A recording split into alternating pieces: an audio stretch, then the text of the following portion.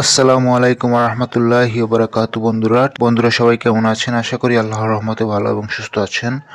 আমিও আপনাদের দোয়া এবং আল্লাহর রহমতে ভালো এবং সুস্থ আছি।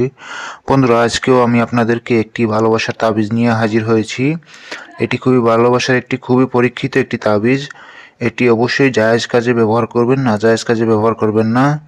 এটি আপনি আপনার শত্রুকে বশ করতে পারবেন, আপনার প্রেমিক প্রেমিকাকে বশ করতে পারবেন, আপনার স্বামী কিংবা আপনার স্ত্রীকে বশ করতে পারেন, কিংবা আপনার সন্তানকেও বশ করতে পারেন।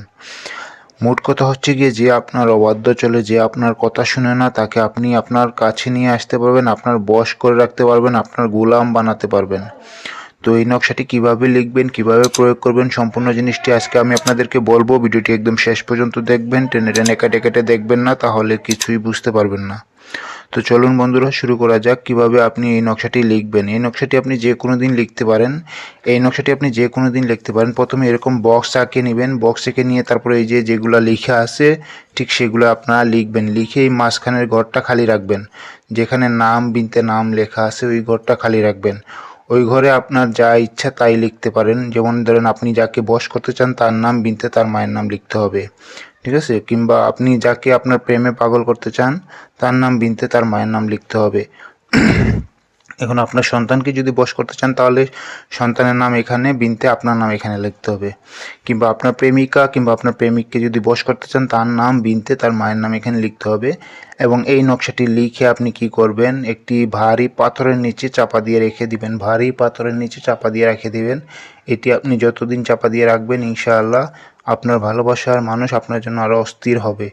যখন আপনার ভালোবাসার মানুষ আপনার জন্য পুরোদমে অস্থির হয়ে যাবে, তখন এই নকশাটি উঠাইয়া ফেলবেন কিংবা সরাইয়া ফেলবেন।